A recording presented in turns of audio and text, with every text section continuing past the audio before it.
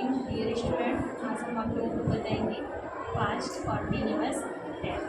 ठीक है, past continuous tense में क्या बताएंगे? पहचान, नियम और उदाहरण, एग्जाम्पल।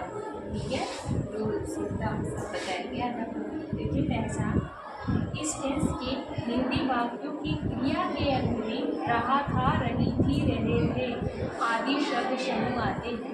पास्ट कॉन्टिन्यूअस टेंस कैसे है? ठीक है, इससे पहले जब आप प्रेजेंट का कॉन्टिन्यूअस पढ़े थे तो बस सेम बात वही थी। उसमें भी क्या थी? कंटिन्यूटी बनी थी। ठीक है, निरंतरता जारी थी।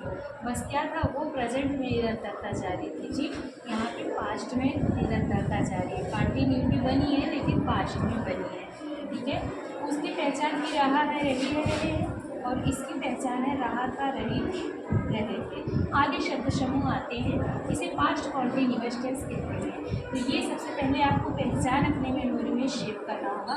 और एक नोट देख लीजिए, एक नोट ये है कि इस टेंस को पास्ट इम्परफेक्ट तथा पास्ट प्रोग्रेसिव टेंस भी कहते हैं। ठीक है, अगर पास्ट प्रोग्रेसिव टेंस बोलेंगे तो पास्ट का कॉन्टिन्यूअस होगा, अगर प्रेजेंट प्रोग्रेसिव टेंस बोलेंगे तो वो प्रेजेंट का प्रोग्रेसिव टेंस होगा। ठीक है, कॉन्टिन्यूअस टेंस होगा। तो इसको तीन नाम से जानते हैं। एक तो पास्ट कॉन्टिन्यूअस के नाम से जानते हैं, दूसरा पास्ट इम्परफेक्ट के नाम से जानते हैं, तीसरा पास्ट प्रोग्रेसिव टेंस ही कहते हैं। ठीक है, तीन नाम से इसको जानते हैं। अब आइए इसके रूल पे। रूल हमारा है, इस टेंस में बी यू दे कर्ता बहुवचन के साथ H V I mean helping verb, ठीक है, लगता है तथा main verb M B I mean main verb में आई एन जी लगता है। ठीक है, इससे पहले जब आप ट्रांसलेट बनाते थे तो आई को भी बहुवचन कर्ता में रखा जाता था, लेकिन पास्ट में आई को एक वचन कर्ता में रखा जाता है। ठीक है, आप देख लीजिए, ये आपका प्लूरल है, ये आपका सिंगुलर है। सिंगुलर में देखिए आई, ही, सी, इट कर्ता एक वचन के साथ H be helping verb watch का प्रयोग होता है तथा एम बी मेन वर्ब में आई एन जी लगता है। ठीक है, ये इसका रूल है, पहचान है।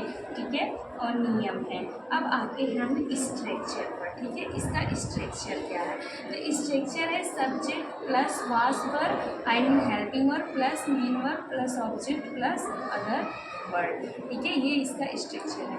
अब आइए हम एग्जाम्पल के अकॉर्डिंग आप लोगों को समझा रहे हैं। ठीक है, जैसे देखिए पहला एग्जाम्पल हम लोग दे रहे हैं आपको, वह खाना बना रही थी। डियर स्टूडेंट, बहुत ही कंसंट्रेशन के साथ देखिएगा वीडियो को, अच्छे से टेंस समझ में आ जाएगा, फिर दोबारा कभी नहीं टेंस पढ़ना पड़ेगा। ठीक है, वह खाना बना रही थी।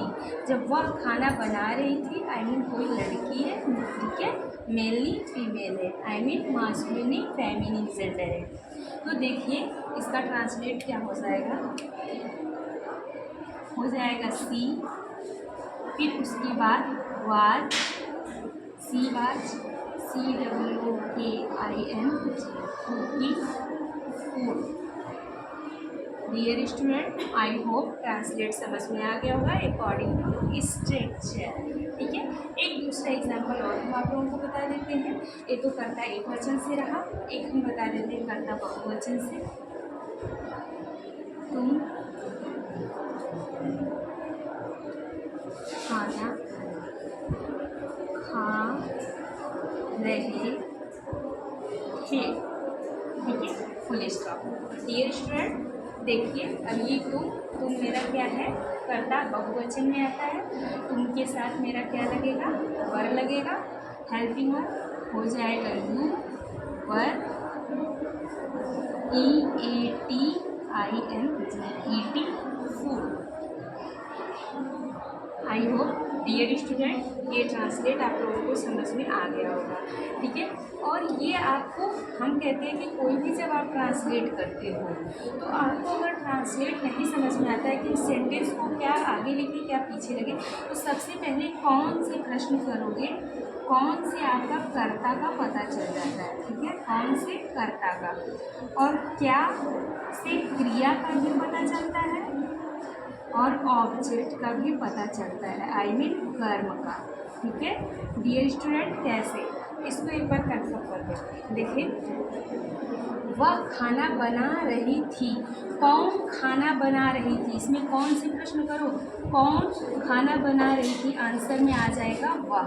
तो सबसे पहले उसकी इंग्लिश लिखोगे। ठीक है फिर अकॉर्डिंग टू सब्जेक्ट, जो अकॉर्डिंग टू जो इसकी हेल्पिंग वर्ब होगी उसको लगा दोगे।